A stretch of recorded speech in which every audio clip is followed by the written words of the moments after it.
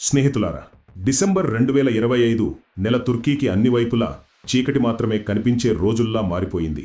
పరిస్థితులు అలాంటివి ఏర్పడ్డాయి కాబట్టి బయటపడే ఒక్క స్పష్టమైన మార్గం కూడా కనిపించటం లేదు. అంతేకాకుండా ముస్లిం దేశాల సంస్థ ఓఐసీని తుర్కీ తనకు చాలా పెద్ద వేదికగా భావిస్తోంది. ఈ సంస్థ పేరుకు 57 దేశాల సమూహం. చాలా పెద్ద సంఖ్య కదా. కానీ మీరు దీని లోతుల్లోకి వెళితే వేరే చిత్రమే కనిపిస్తుంది. ఆశ్చర్యం ఏమిటంటే ఈ 57 దేశాల్లో దాదాపు 30 దేశాలు తమ పొరుగు దేశాలతో ఏదో ఒక రకమైన ఉద్రిక్తత లేదా యుద్ధంలో చిక్కుకొని ఉన్నాయి. అంటే ఐక్యత చూపించాల్సిన దేశాలు కూడా తమలో తాము స్థిరంగా లేవు. అంతేకాక దాదాపు 18 దేశాలు దివాలాతనంపై నిలబడి ఉన్నాయి. ఆర్థిక వ్యవస్థ కుప్పకూలిపోయింది. పరిస్థితులు మరింత దిగజారుతున్నాయి. ఇంత పెద్ద సంస్థ ఉన్నప్పటికీ ఈ దేశాల్లో స్థిరత్వం లోపం స్పష్టంగా కనిపిస్తోంది. స్నేహితులారా, చాలా పెద్ద డెవలప్మెంట్ ఉంది. ఈ వీడియోలో పూర్తిగా అర్థం చేసుకుందాం. కానీ అంతకంటే ముందు ఈ వీడియోని లైక్ చేసి ఛానల్ని సబ్స్క్రైబ్ చేసుకోండి తప్పనిసరిగా. వాస్తవానికి మనం చెప్పిన దానితో పాటు Iraq, Syria, Libya, Yemen, Nigeria, Sudan వంటి దేశాల వద్ద పెట్రోలియం నిల్వలు అపారంగా ఉన్నప్పటికీ అవి బలమైనవిగా మారలేకపోయాయి. ప్రకృతి దయ ఉంది, కానీ రాజకీయ అస్థిరత, నిరంతర సంఘర్షణలు వాటిని బలహీనపరిచాయి. ప్రపంచంలో వీటి ప్రభావం దూరంగా పక్కన పెడితే ముస్లిం దేశాల మధ్య కూడా వీటికి పెద్దగా పట్టులేదు. అయినా ఇంత పెద్ద సంస్థ ఉన్నప్పుడు దాని సభ్యుల్లో సగం మంది తమ సొంత కష్టాల్లోనే ఉంటే లాభం ఏమిటి అని ప్రశ్న ఎదురవుతుంది. ఇలాంటి గుంపులో తుర్కీ తనను తాను ఖలీఫా అంటే నాయకుడిగా భావించుకునే ప్రయత్నం చేస్తోంది. ఈ నాయకత్వ పోటీలోనే తుర్కీ అనేకసార్లు భారత్కు వ్యతిరేకంగా ప్రకటనలు చేసింది, మిగతా దేశాలను సంతోషపెట్టడానికి. కానీ ఇప్పుడు తుర్కీకి ఒక అలారం లాంటి హెచ్చరిక వచ్చేసింది. అది దాని ఆందోళనను పెంచేసింది. పశ్చిమ ఆసియాలోని అతి ముఖ్యమైన థింక్ ట్యాంకులలో ఒకటైన institute for national security studies ఒక నివేదిక విడుదల చేసింది. ఆ నివేదికలో చెప్పిన విషయం తుర్కీకి నేరుగా అలారం అయిపోయింది. నివేదిక ప్రకారం సౌదీ అరేబియా స్పష్టంగా చెప్పింది, భారత్ను రెచ్చగొట్టడం ఏమీ ఆట కాదు. దాని ధర అంత భారీగా పడవచ్చు. తప్పు చేసిన దేశం నష్టం ఎక్కడి నుంచి వచ్చిందో కూడా అర్థం చేసుకోలేదు. అందుకే భారత్ వ్యతిరేక ఏ కార్యక్రమం నుంచి కూడా దూరంగా ఉండాలని సలహా ఇచ్చింది. కానీ ఇక్కడ నిజమైన టార్గెట్ తుర్కీనే. కశ్మీర్ విషయంలో నోరు విప్పే తుర్కీకి భారత్ కంటే కశ్మీర్ గురించి ఎక్కువ ఆందోళన ఉన్నట్టు నటిస్తోంది. తుర్కీ ఇబ్బందులు ఇక్కడితో అంతం కావు. ఇప్పుడు తుర్కీ సొంత రక్షణ నిపుణులే బహిరంగంగా అంటున్నారు, ఎర్దోగాన్ కశ్మీర్ అంశం లేవనెత్తి భారత్ను రెచ్చగొట్టిన ప్రయత్నమే ఇప్పుడు అతనికి ఉచ్చుగా మారింది. తుర్కీకి ఎలాంటి వ్యూహాత్మక లాభం రాలేదు. అంతర్జాతీయ వేదికలపై పెద్ద మద్దతు రాలేదు. బదులుగా తుర్కీ అనేక ఫ్రంటులపై అలాంటి పరిస్థితిలో చిక్కుకొంది. బయటపడే మార్గమే కనిపించటం లేదు. ఆట పెద్దది, చక్రం తప్పు. ఇప్పుడు తుర్కీ తన సొంత ఎత్తుగడలోనే చిక్కుకుపోతోంది. ఈరోజు పరిస్థితి ఏమిటంటే తుర్కీ ప్రపంచ రాజనీతిలో అలాగే చిక్కుకుపోయింది. ఒక ఆటగాడు 4 వైపులా చెక్మేట్ అయినట్టు. ఒకవైపు ఇజ్రాయెల్తో పెరుగుతున్న ఉద్రిక్తత, మరోవైపు సిరియా పాత బురద. అక్కడ కూడా తుర్కీ ఇంకా తన సైన్యాన్ని చిక్కించుకొని ఉంది. పైన సౌదీ అరేబియాతో అధికార పోరు నిరంతరం పెరుగుతోంది. గ్రీస్, సైప్రస్తో పాత వివాదాలు మళ్లీ తలెత్తుతున్నాయి. పరిస్థితులు అంత గందరగోళంగా మారాయి. తుర్కీ చుట్టూ 4 వైపులా నిప్పు మాత్రమే కనిపిస్తోంది. కానీ ఆశ్చర్యం ఏమిటంటే ఇంత ఇబ్బందులున్నా తుర్కీ భారత్తో కూడా ఢీ కొట్టింది. అది కూడా ఎలాంటి బలమైన మద్దతు లేకుండా. అజర్బైజాన్, పాకిస్తాన్, బంగ్లాదేశ్లు తుర్కీ పక్షంలో నిలబడే ప్రయత్నం చేసినా అంతర్జాతీయ వేదికలపై వాటి రాజకీయ పట్టు అంత బలహీనం కాబట్టి వాటి ప్రకటనల ప్రభావం చాలా పరిమితం. యూరోప్ ముందే స్పష్టం చేసేసింది, భారత్కు వ్యతిరేకంగా తుర్కీని ఎప్పుడూ మద్దతు ఇవ్వను అని. మధ్యప్రాచ్య పరిస్థితి కూడా తుర్కీకి అనుకూలంగా లేదు. ఎందుకంటే తుర్కీ, సౌదీ మధ్య అధికార పోరు ఇప్పటికే జరుగుతోంది.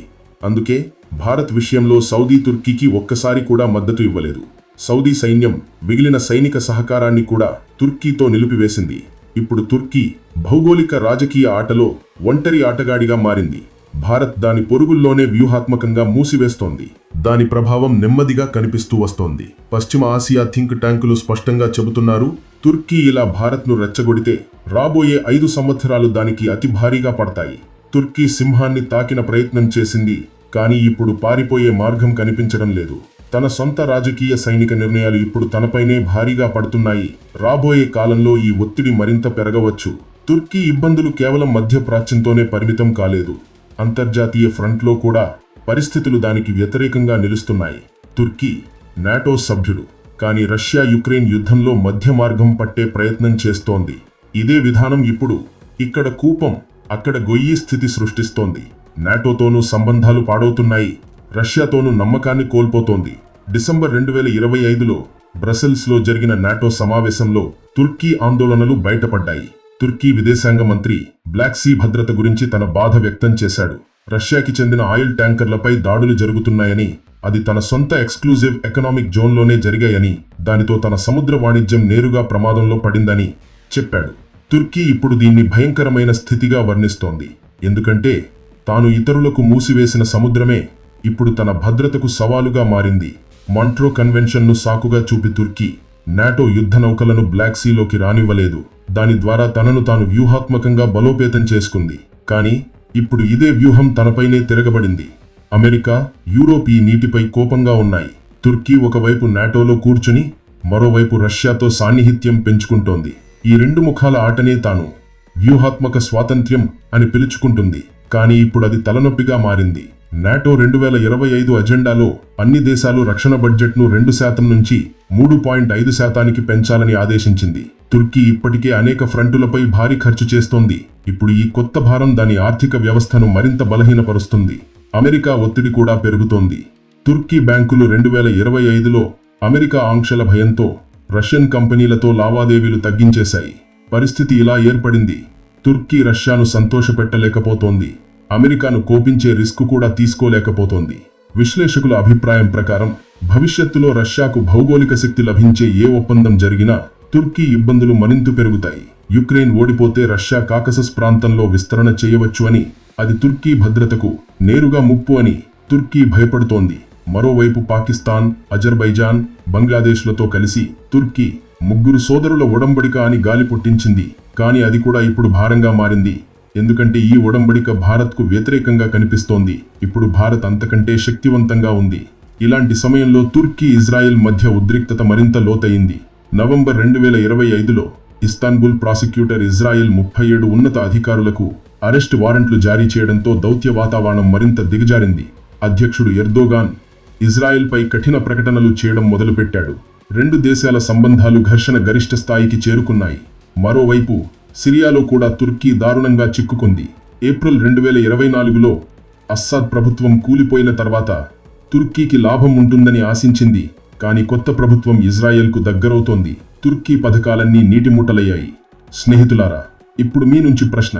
తుర్కీ ఈరోజు ఎదుర్కొంటున్న కష్టకాలానికి అతిపెద్ద కారణం ఎర్దోగాన్ భారత్ వ్యతిరేక పద్ధతి అయినా?